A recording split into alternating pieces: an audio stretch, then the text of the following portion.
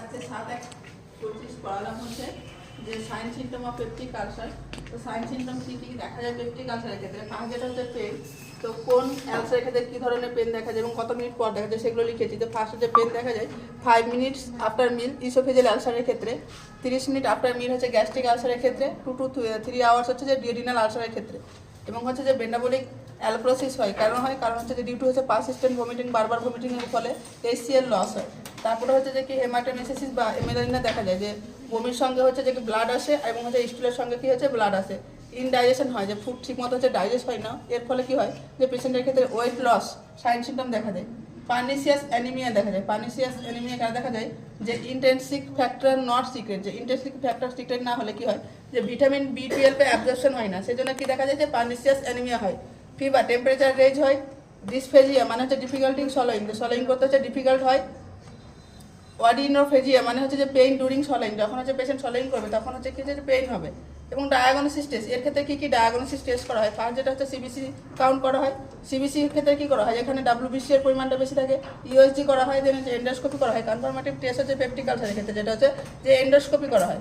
Urea breadth test করা হয়, screen test হিসেবে করা হয়। এখানে যে এইচ পাইলোরিক আছে কি না ইনফেকশন, সেই জন্য কী করা হয় যে স্ক্রিন টেস্ট হিসেবে ইউরিয়া ব্রেথ টেস্ট করা হয়, দেন হচ্ছে এক্সরে করা হয়।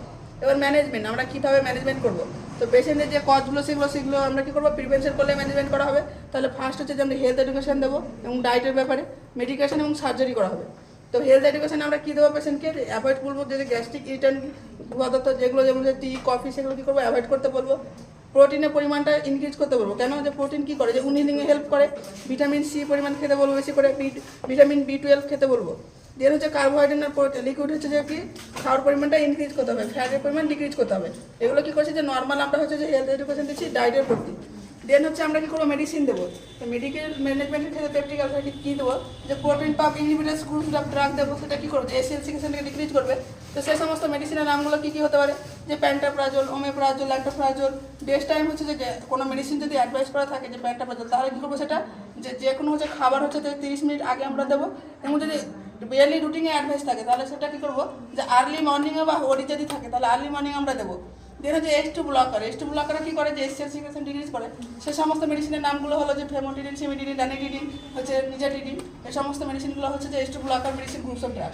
তো এগুলো কী করে? যে সবথেকে বেশি যে সিমিডিডিন মেডিসিন, এর সাইড এফেক্ট হিসেবে কী দেখা যায়? যে পেশেন্টের কনফিউশন দেখা যায় এবং আদার সাইন সিমটম যেগুলো দেখা যায় যে সাইড এফেক্ট, সেগুলো হচ্ছে হাইপোটেনশন হয়, ডিসঅ্যারিথমিয়া হয় পেশেন্টের ক্ষেত্রে। এবং হচ্ছে যে লিভার ডিজিজের ক্ষেত্রে কি H2 ব্লকার মেডিসিন ইউজ করা হয়, যেমন হচ্ছে যে নিজাটিডিন। এটা কী করা হয়? যে লিভার ডিজিজের ক্ষেত্রে ইউজ করা হয়। H2 ব্লকার হচ্ছে বেস্ট টাইম হচ্ছে যে ফার্স্ট বাইট অফ মিল, যখন খাবে প্রথম খাবারের সঙ্গে খাবে বা খাবার হচ্ছে 30 মিনিট আগে খাবে। ওডি ডোজ যদি থাকে তাহলে অলওয়েজ গিভেন কী করবে? HS মানে অ্যাট দ্য বেড টাইম, মানে হচ্ছে যখন হচ্ছে ঘুমোতে যাবে সেই টাইমে কী করবে? দিতে হবে H2 ব্লকার মেডিসিন এই সমস্ত। দেন হচ্ছে অ্যান্টাসিড কী করে? এখানে যে অ্যালকালিন নেচার, এটা কী করে? যে হচ্ছে পেপটিক যে pH আর HCl থাকে সেটাকে কী করে নিউট্রালাইজ করতে? এটা কখন দেবো? এটাকে গিভেন আফটার মিল, আমরা খাওয়ার পরে দেবো এটা।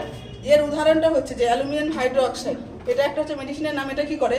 যে এই মেডিসিনটা হচ্ছে যে সবথেকে সাইড এফেক্ট থাকে সেটা হচ্ছে কনস্টিপেশন। ওই জন্য হচ্ছে কী করা হয়? যে গিভেন ডায়রিয়া পেশেন্ট, এটা হচ্ছে যে ডায়রিয়া পেশেন্টের ক্ষেত্রে ইউজ করা হয়। আর এটা একটা ক্ষেত্রে যে সাইড এফেক্ট আছে সেটা হচ্ছে যে কি ক্যালসিয়াম অ্যাবজর্পশন বাড়িয়ে দেয় বলে হাইপার ক্যালেমিয়াও হয়, হাইপার ক্যালসিয়ামিয়াও দেখা যায় পেশেন্টের ক্ষেত্রে। আজকে পর্যন্ত।